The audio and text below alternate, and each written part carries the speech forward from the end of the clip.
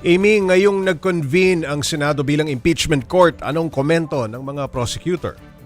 Kanina, Pops J, tinanong natin si Bicol Saro Party List Representative Terry Ridon at nasabi niya na nagpapasalamat siya dahil nga nag-convene na itong Senate Impeachment Court para nga tuloy-tuloy na rin yung magiging talakayan sa Senado pagdating dito sa mga alegasyon laban sa bise. Bukod pa dyan, nasabi niya na susunod lang din naman daw ang House Prosecution Panel sa procedures na kinakailangan at nakapaloob sa batas at handa naman daw sila na ipresenta nga itong mga ebidensya na nakita noong nagkaroon ng pagdinig ang House Justice Committee. Pops J?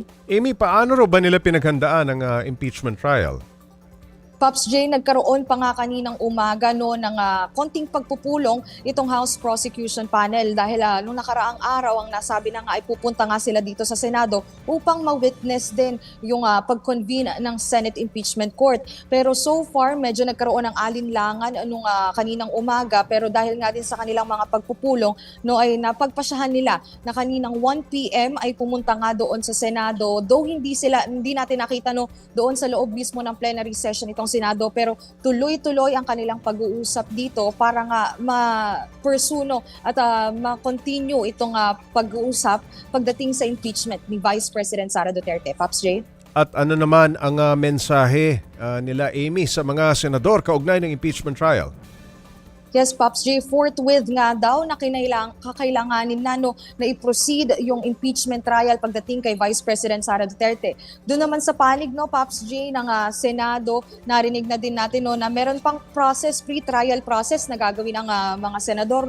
Kabilang na nga dyan yung pag-issue din ng summons, pati na rin yung schedule pagdating nga dito sa impeachment trial. So far, ay nasabi lang din talaga ng mga mambabatas dito ay kailangan nga lang din nila sumunod sa Senate Impeachment Court sa kung ano nga ba yung mangyayari. At sigurado naman sila na lahat anong miyembro ng House Prosecution Team ay may sapat na kaalaman din para nga maipresenta ng ayos itong 4 na articles of impeachment doon sa Senado. Pops J? Sa ibang balita, Amy, may inihaing resolusyon para pasukuin si Senador Ronald De La Rosa sa ICC.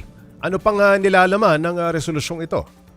Yes, Pops J, dahil nga din sa nangyaring kaguluhan noong nakaraang linggo doon sa Senado, ay malaking pangamba nga daw hindi lamang sa mga senador, kundi pati na rin sa taong bayan kung ano nga ba ang kalalagyan ng politika sa ating bansa. So ang nasabi dito ng Makabayan Bloc Representatives, kabilang si Representative Antonio Tino, Rene Co at Sara Ilago, na dapat na nga daw ay sumurrender na itong si Senator Bato de la Rosa na hindi rin natin nakita mismo sa Senado ngayong araw. Bukod pa dyan, dapat din daw na maimbestigahan yung nangyaring shootout doon sa GSIS building doon nga sa Senado para nga daw mas malinaw sa taong bayan kung ano nga ba yung nangyayari at para mas klaro rin yung naging proseso, bakit nga ba ito nangyari, meron bang kinalaman din yung change in Senate leadership pagdating nga dito. Pops J?